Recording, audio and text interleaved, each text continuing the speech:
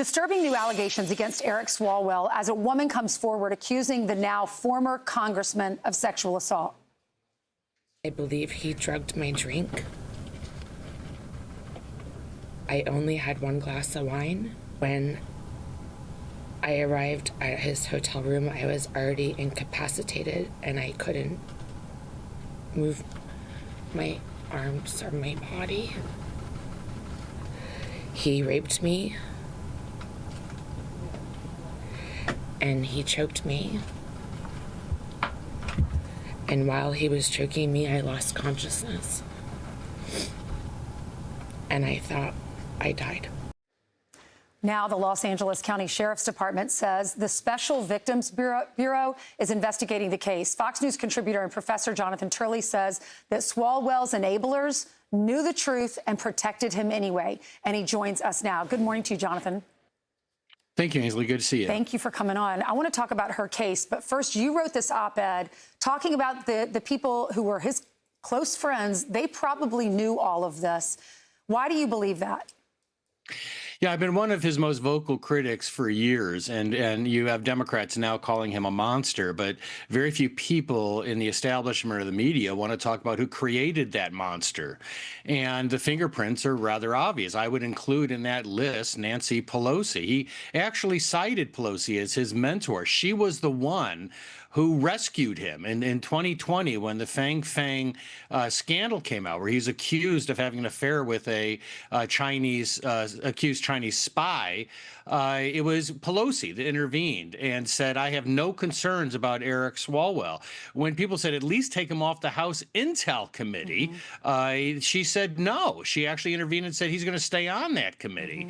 And she now says that she had no idea. Well, these allegations have been around for years. He was a loose cannon in Washington, D.C., but he had a purpose. You know, he was that attack dog straining on the leash. And the person holding that leash, I view as Nancy Pelosi. You are a law professor. You're an attorney. So I have some questions for you about the lady that came out yesterday, Lana Drews. A lot of people want to know why these women come out so many years later. Is it because, have you found they're older, they're more mature, they've had therapy, one does it and then they feel like they need to do it too?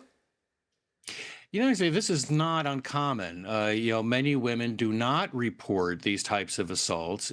There's a lot of reasons that go into it, including the obvious trauma.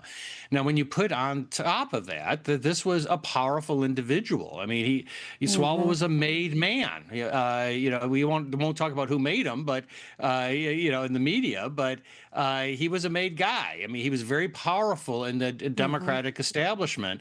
A lot of these women likely viewed that as an unequal battle, that the most they were going to get out of this was to be further victimized. Right. Once victims start coming forward, you begin to see other women saying, you know what, I'm going to tell my story as well. Now, Jonathan, by the way, is there a statute of limitations? Is that a state rule? No statute of limitations on rape, right?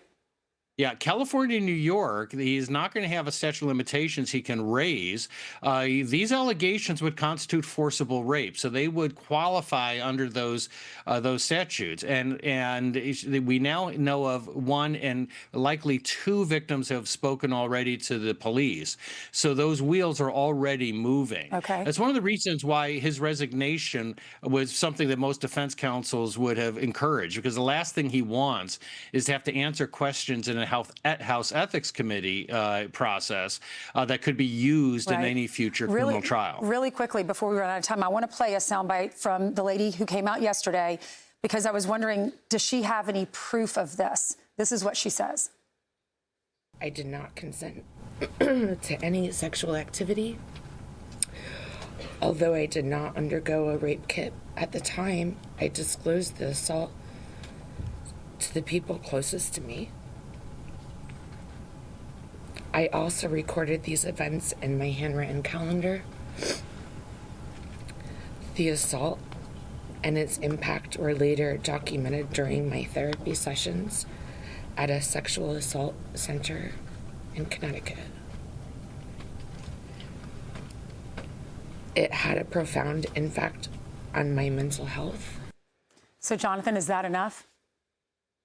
It could be. Those contemporary records are very key here. And what she's describing, now Swalwell's denying all this, but what she's describing sounds like a date rape drug that was used. And that's another avenue for the police to explore. But those contemporary records, speaking to friends at the time, are enormously important in a criminal trial. They add credibility to the allegations.